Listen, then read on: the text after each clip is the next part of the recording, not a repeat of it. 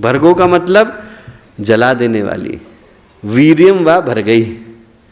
जो भूंजना हम लोग शब्द बोलते हैं, भूंजना, परमात्मा की वो शक्ति जो पापों का नाश करती है। भगवान के पास दोनों ताकतें हैं। भगवान जो है वरद मुद्रा भी लेकर के बैठते हैं, पर त्रिशूल भी तो धारण करते हैं। भगवान जो है लोगों का कल्याण करते हैं, पर हाथ में सुदर्शन चक्र भी तो लेके चलते हैं। भगवान लोगों का कल्याण करने के लिए आते हैं, पर कंधे पे धनुष बाण भी तो लेकर के आते हैं। भगवान के पास दोनों शक्तियां हैं।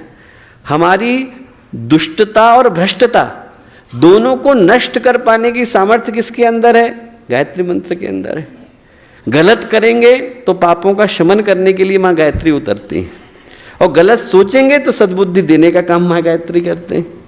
दोनों चीजों का, दोनों पथों को प्रशस्त करने का, गलत कर दिया है तो पापों को रोकने का काम करें, पर साथ साथ ही हमारे अंदर सद्बुद्धि को जगाने का काम भी माँ गायत्री करती है। भूल हो गई कोई बात नहीं, पर माँ का दायित्व ये होता है कि वो सही पथ भी बच्चे को बताए। तो इसलिए वो शक्ति जो हमारे अंदर के पापों का शमन करने का काम करती हैं, वो भर्गों के रूप में निकल करके आई। एक कहानी आती है बहुत प्यारी। एक संत थे, जा रहे थे, कुछ शरारती तत्व आ गए, परेशान करने लगे। तो उनमें कुछ बच्चे थे, वो कुछ कुछ बोलते थे। अब वो संत जो थे एक नाव में चढ़ गए। नाव में चढ़े तो नाव में वो पूजा करने के लिए जैसे ही झुके, वैसे एक शरारती बच्चा था, उसने चप्पल ली और सिर पे मार दी और हंसने लगे।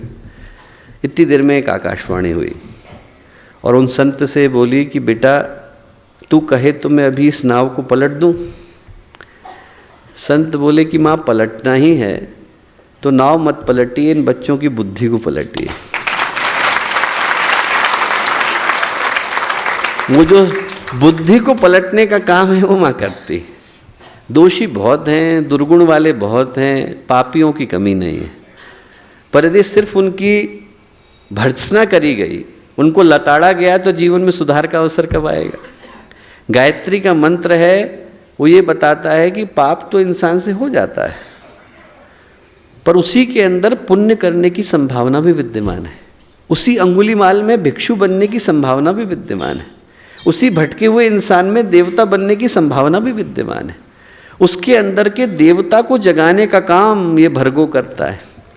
जब आप शैव तंत्रों को पढ़ें तो उसमें भर्ग का अर्थ भगवान शिव से लिया गया है। भगवान शिव का मतलब जो हलाहल को धारण कर लेते हैं। बच्चे के कष्ट हैं, पाप है, वो माँ ने अपने ऊपर रख लिए और कहा कि चल कोई बात नहीं, गलती तुझसे हो गई, संभालने का दायित्व मेरा, पर तू अब से अच्छा करना। ये माँ करती। इसीलिए गुरुदेव ने जब गायत्री परिवार की स्थापना करी तो अखंड ज्योति की शुरुआत में क्या लिखा?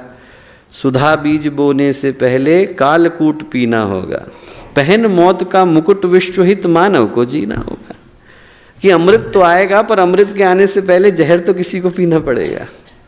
राम राज्य तो आएगा, पर आने के लिए भगवान राम को वनवास तो सहना पड़ेगा।